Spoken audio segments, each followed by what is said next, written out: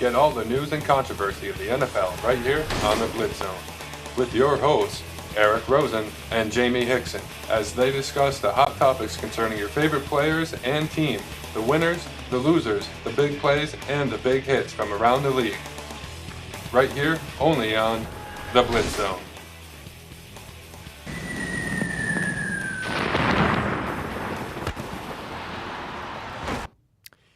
It's Friday, November 20th, 2015. It's that time of the hour for your favorite NFL and college football program.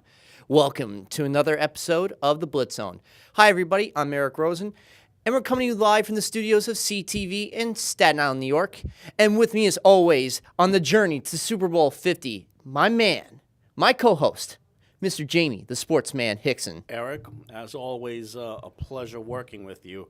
But before we start, I want to give a sincere word of encouragement and send thoughts, prayers, and well wishes to all of the family members and friends that were affected, whose loved ones were affected in the terrorist attack that took place in Paris over the weekend. Well, a week ago today. 1 week ago today. You know, this must have been a bad omen that took place for it to happen on Friday the 13th. That's first of all. I think just the fact that, it happened was it was a sad event for not only for Paris, but for the entire nation of France. But believe me, they caught the leader yesterday of ISIL. They did have a successful. They wound up killing the mastermind of this whole plot, and we want to give thoughts, prayers, and also send condolences to the family members of the victims of that fateful day. Yes, we know exactly what they are going through because we here in the New York area have been hit twice in the span of 8 years by terrorist attacks. Well, at least now, believe me, it's going to take a long time for the healing process to take course, but believe me, Paris will come back. Paris is a resilient city like New York. It's strong, it's beautiful, it's a city of lights, the city of love and passion, and all in the arts. Just an amazing place to visit. Je suis Paris, je t'aime, and bonne chance, and much love, much prayers. Unfortunately, the cold reality about this whole thing is that everybody does have to move on from this, but it is going to take a while. But on the bright side, there's a lot of stuff to talk about in regards to what's going on in the world of football. Let's start with the news of the week. Aldon Smith, linebacker with the Oakland Raiders, now not. For a full calendar year, the NFL handed him a suspension considering all the run-ins he's had with the law. Going back to his days with the 49ers, he violated the policy and program for substance of abuse, and now will have to. He's not even guaranteed to be back to be reinstated in the league. He has to be. He's eligible. He has to reapply, and he's only eligible till mid-November of 2016. His contract will not toll. He's going to be an unrestricted. He'll be an unrestricted free agent in 2016. But the fact remains. This is really a bad timing for Oakland. Yeah, bad timing because Aldon Smith was actually playing some good football for them. But we do know that the Raiders, in the event that Smith does return from his suspension, the Raiders made it clear that they want to re-sign him for next season. So at least he has the Raiders on their side. But his loss from the team is really, really going to change things up for that defense. I know.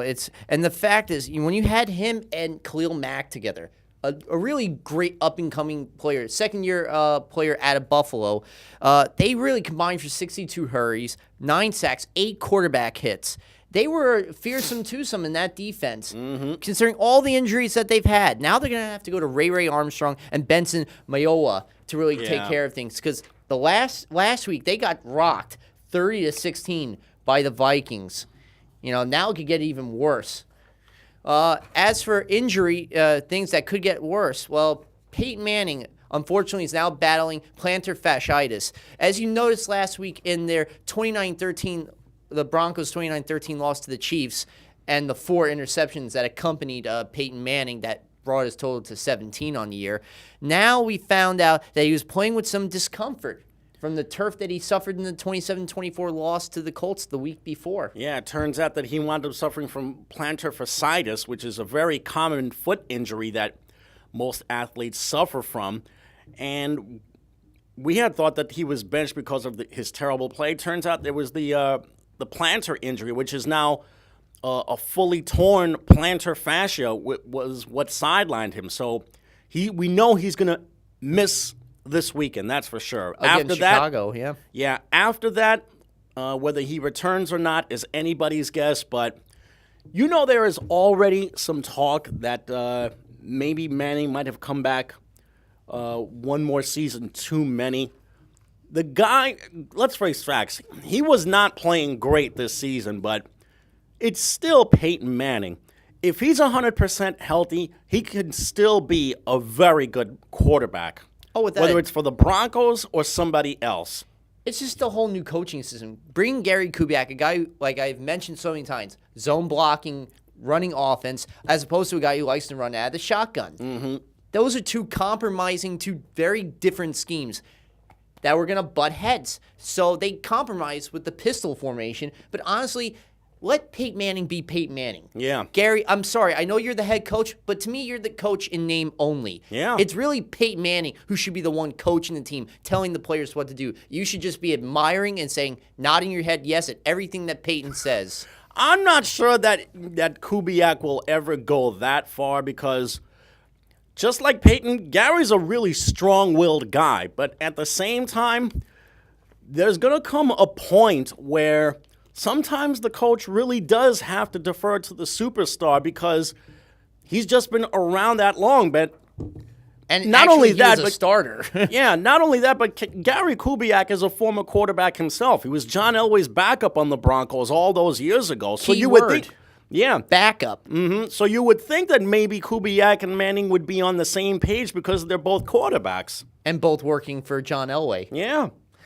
Isn't that interesting? But you know what? Let's see what happens for Denver this week against Chicago. And also, let's see how long Manning is going to be out. If it's just for this weekend, that's one thing. But if he's going to be out longer, then this begs the question, does he even return next season?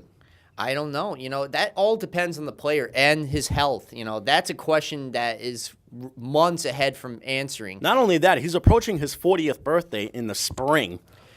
As for the quarterback, now you got Brock Osweiler, a kid at Arizona State University several years back in the draft, a guy who really hasn't had much playing time on the field. He comes in whenever Manning has a huge lead for Denver in the game, or he gets starts in the preseason. He's never had a regular season start up until this coming Sunday on his 25th birthday against the Chicago Bears. Mm-hmm. This kid's got to be feeling more pressure than any other up-and-coming 25-year-old has ever felt. Yeah, and we're going to be talking a little bit more about Osweiler as the program goes along, but I can tell you right now, it's not looking good for the Broncos. How about for the Patriots? After beating Washington a few weeks ago, 27-14, they lost their star running back, Deion Lewis, to a torn ACL. Now this past week, when the Patriots just beat the Giants 27-26, they lost their big wide receiver and kick returner and punt returner, Julian Edelman, to a left foot injury in the first quarter for 6 to 8 weeks. That's basically going to kill his season right there because 6 to 8 weeks could mean going right into the playoffs, and the Patriots basically have another 6 games left to play. And for the record, they're once again chasing history because they're still undefeated. They're the only undefeated team in the AFC right now. I know. It's one thing when you lost Deion Lewis. Yes, he had over 600 yards, and he was a dynamic back and also could catch out of the backfield. But when you lose a guy like Edelman, who is a matchup nightmare for linebackers or for any defense for any defense, and then you could line him up in the slot, you can return catches. He was on pace to have over 100 catches and 1,300 yards. That's a big weapon right there. So you're going to have to rely on Amendola, Gronkowski, and Blount, sorry, even though his name sounds like Blunt. But anyway, right now, it's looking more and more like Rob Gronkowski could be the man to try and catch passes from Brady. That guy is a wide receiver masquerading as a tight end at times. Anyway, how about this past week? Officiating error. We've seen that happen over and over again, in the debate about what's a catch and what's not a catch. Now, last week in the Jaguars-Ravens game, this really came to a head when the Jaguars shouldn't have even won 22-20 in this game. They should have been called for that false start, which didn't happen. And after, because if they would have been called for the false start, it would have been a 10-second runoff. And the game would have been over. Ravens would have won 2019. But they didn't get called for the false start. They instead snapped the ball, and Elvis Dumerville on what would have been the end of the game gets called for face masking on Blake Bortles. That's a 15-yard personal foul penalty. That moved them up to a game-winning 53-yard field goal by Jason Myers. And, of course, he made the field goal. Jags won 22-20. The referees were pointing out that they were in the wrong. Let's hope that another situation like this never happens again in the regular season. I hate to say this, but don't be surprised if you see any more poor officiating in this one. And this is just the tip of the iceberg because there have been numerous dreadful calls or missed calls that have taken place, not just in the NFL, but in the college circuit. See Duke versus Miami. Or how about the Monday night game between Detroit and Seattle? Oh, brother. When Detroit had the game-winning touchdown, and the ball in Seattle should have been called for that interference penalty. It's just crazy, some of the officiating errors that we've seen. Now, in new starters, this has been literally the year of the backup. Yeah. We've seen a lot of starting quarterbacks either being taken out of the game because of injury or poor performance. In this case with St. Louis, it's Nick Foles' poor performance in the last 4 games where he's had 1 touchdown, 7 altogether in the season, and now they're going from Nick Foles to Case Keenum. I'm not sure if that's such a marked improvement. I mean, Case Keenum has done literally nothing ever since he got drafted by the Texans a couple of years ago. I mean, granted, he's only had a short shelf life in the league, but let's put it this way. We'll never mistake him for Johnny Unitas. Oh, I know that. The guy undrafted out of Houston, so that's one thing. He actually holds some records with the Cougars in their history in terms of overall passing yards, but this is a whole different animal. And let's look at Nick Foles, though. That's the problem. Nick Foles, who they acquired from Philadelphia in the trade with Sam Bradford. By the way, Bradford is not even playing this week. He's got a shoulder injury. And you got Mark Sam. That's another situation. Another injury to Sam Bradford. It's really disappointing for him because Bradford, when he has his best health, he's actually a pretty good quarterback. But except for his rookie year, he just cannot stay healthy. I don't know what it is. And what's crazy about these two quarterbacks, with Foles' situation, 2013 when he was with the Eagles, 27 touchdowns, 2 interceptions. This year, 7 touchdowns, 6 interceptions, 5 fumbles. That's how bad things have gotten. He's got the absolute worst passer rating amongst quarterbacks. And he was 0 for 12 of passes 10 plus yards in their 37-14 loss to the Chicago Bears last week. This is why Jeff Fisher had to make this move, because he's coaching for his job this year, Fisher. Yeah. Tavon Austin can only do so much, and Todd Gurley hasn't been the effective running back the last 2 games, so that he was in those 3 games where he had over 125 plus yards. The Rams really need to get something going.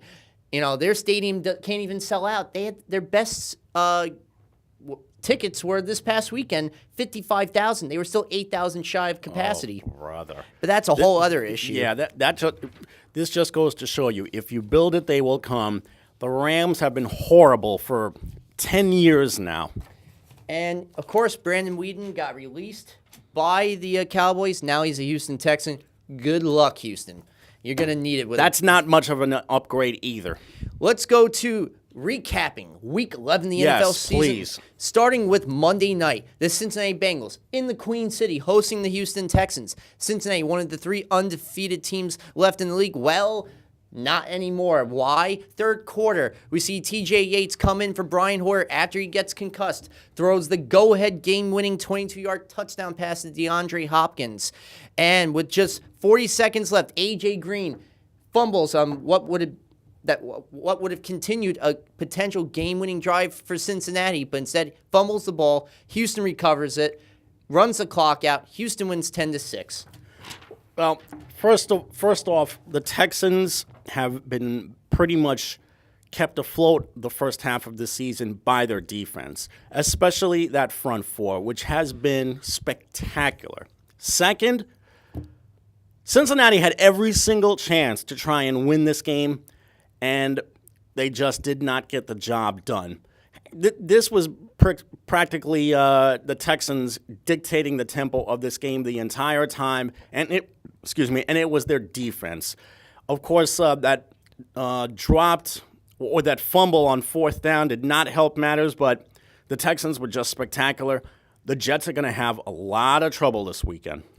And how about the Vikings visiting the Raiders? Peterson, 6th career 200-yard performance, has 203 yards on the ground. Cordero Patterson finally gets a return score for 97 yards. And the Vikings win their 5th straight, taking control of the NFC North, while the Raiders got rocked, giving up 30 points.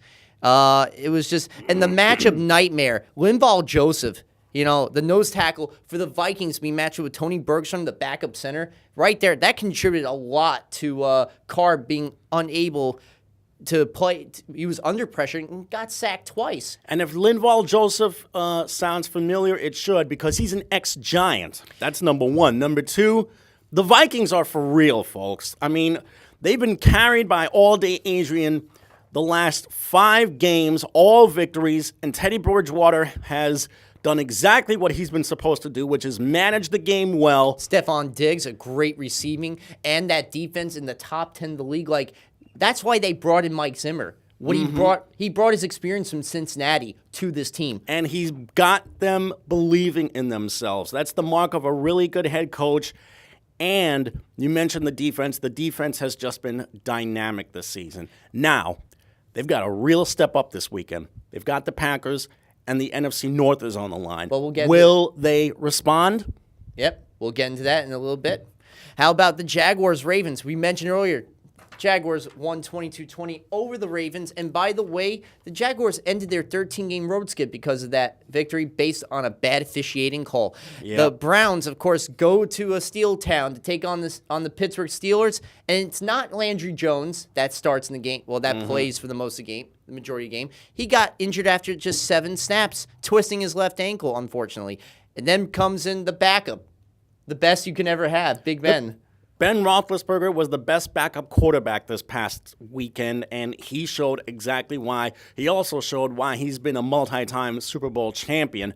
But that's on one hand. On the other hand, Johnny Manziel, who, by the way, will be the starting quarterback for the Browns for the rest of the season. 389 total yards, and all he could muster was 9 points.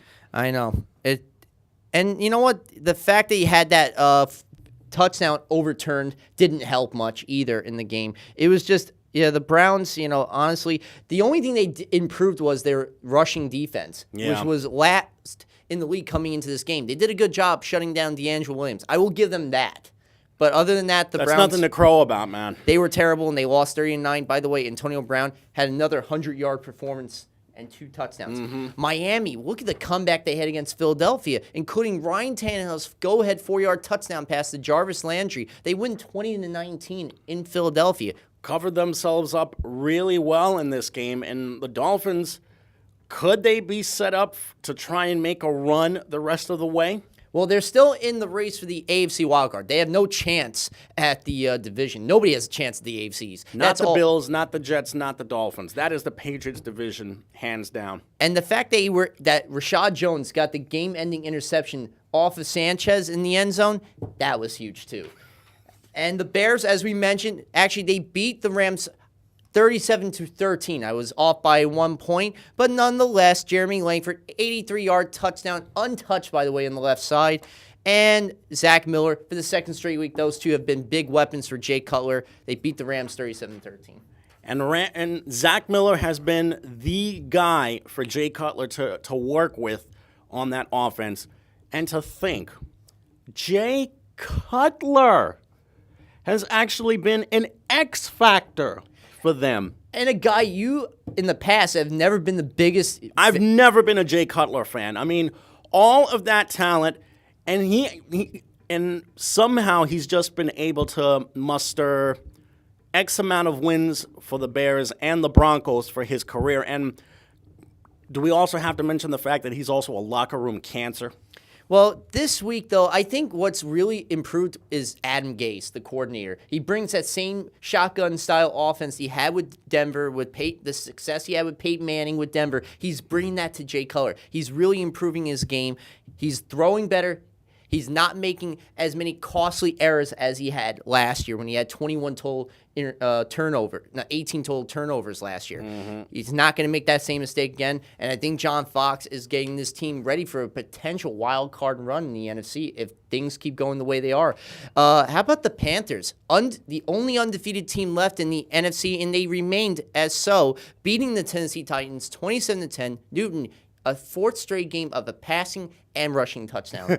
Yeah, he had a tremendous game there, but that wasn't even the story. The story was his little touchdown dance that he did after his rushing touchdown, which, by the way, was taught to him by his nephew, who also happens to be a good football player in the Atlanta area. That actually prompted an angry letter by a parent who was at the game with her daughter. That letter was sent to the Charlotte Observer, basically blaming Newton for being a poor role model. This woman had nothing better to do than send an angry letter to the newspaper, all because of a touchdown dance. I mean, that is just petty and so much nitpicking involved. But the bottom line is the Panthers are the only undefeated team in the NFC. Now, they still have just under half the season left to go.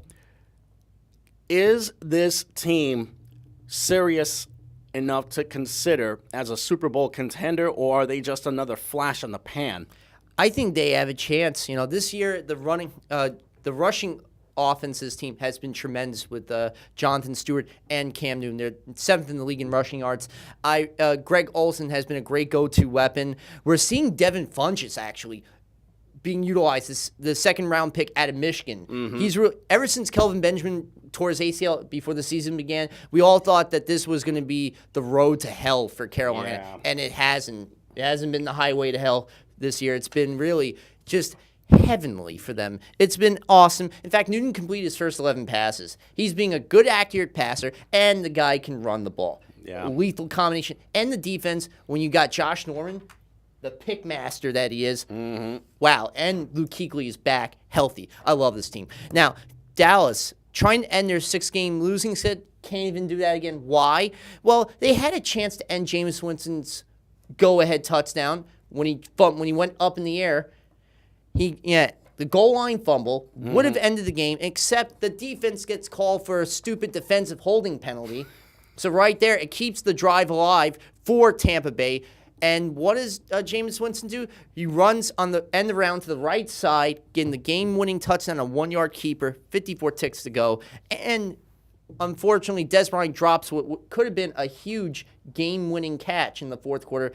The Cowboys lose 10-6, 7th straight without Romo. And because of the fact that Matt Castle was the quarterback for the Cowboys, they could only muster 6 points in this game. There might be hope because supposedly Romo has been activated for this coming Sunday, which means he might be the starting quarterback. Does his return change the Cowboys' fortunes, or is it too late? I mean, it's a 7-game losing streak, and the Cowboys have looked really horrific at times in this losing streak. Well, here's the thing. They're in one of the worst divisions, the NFC East, besides the AFC South. Despite the fact, they've lost 7 games, but they're 2.5 games out of the NFC East race. And there's 6 weeks to play with after this season. So right now, we're either going to see Romo play this week or Thanksgiving against Carolina. Either way, I think Romo will be back. It depends on if he's ready to go. I think he'll be a game-time decision for Sunday. So if he's not ready to go, it's another week at Castle. If he is, it can't get any worse. Let's see what happens. And I should say 6 weeks left after or this maybe weekend. Anyway, how about the Packers losing their first game at home after 13 straight wins and losing to Detroit for the first time at home since December of 1991 in an 18-16 loss. Matthew Stafford's 2 touchdowns, and the fact that Mason Crosby missed what would have been the game-winning 52-yard field goal after the onside recovery, and even before that, the Packers had an 11-yard touchdown pass from Rodgers to Justin Perillo for 11 yards, and they missed the 2-point conversion. You said it right there, man. 2 opportunities to try and grab this game by the throat, but the dropped 2-point pass and that missed field goal, which was really butchered by Mason Crosby at the end, wound up costing them the game. And once again, Aaron Rodgers, I don't know what's wrong with him, but he does not look good at all. I mean, he's overthrowing receivers. He's been completely inaccurate. And for some reason, he just can't seem to get it together. It's just been very terrible from these last 3 weeks as opposed to the first 6 games of the year. But you know what? I think this coming week, this is where they're going to have to hit the pedal to the metal. They're behind Minnesota. They're trying to get their 5th straight division title, which hasn't been done since the Cowboys did back in the early days in the 90s. Let's see what Green Bay can do this week. The defense has to adjust itself. They're going to have to do a really good game against the run. We'll get into that in a bit. How about the Chiefs defeating the Broncos 29-13, avenging their 31-24 loss on Thursday Night Football back in September because of that game-ending fumble by Jamal Charles and Bradley Roby recovering it. But this time, Manning picked off 4 times. Osweiler picked off once. 5 total interceptions. The Chiefs' defense won them the game. Yeah, the Chiefs' defense won that game. It was a big win for them. Lost in that in this whole thing was the fact that Peyton Manning actually broke Brett Favre's all-time passing record and needed 33 less games to break that record. That's great, but believe me, you know what? It's a good monumental record to break. That's for certain. But I know Peyton, you know what? It's true. Thinking about it, Peyton would honestly rather have the win than that any day of the obviously. week. And the fact that you have to add insult to literally injury with the plantar fasciitis, now things could get even worse for Denver. Who knows? But for Kansas City, the fact is they've won 4 straight. After that 1-5 start they had, they are also possibly in the conversation for a wild card spot. Quite possibly. The Saints, of course, embarrassingly and jokingly and chokingly lost to the Washington Redskins 47-14. Kirk Cousins had a career-high 4 touchdowns. It was the absolute... It was something in the air in D.C. that wound up leading the way for the Redskins. I mean, who would have thought Kirk Cousins, a guy who at times looked so lost in a couple of games this year, wound up having a career game. Believe it or not, the Redskins are also in the running for the NFC East title. Right now, it's the Giants, the Redskins, and the Eagles in that order to try and and of course the Cowboys afterward in the NFC East race. It's gotten to the point where anybody can win a game at any given time in that division. Oh, yeah, and how about Cousins, the only passer to have a perfect passer rating on the season? It got so bad that the Saints had to fire Rob Ryan, the defensive coordinator, just 3 days afterward.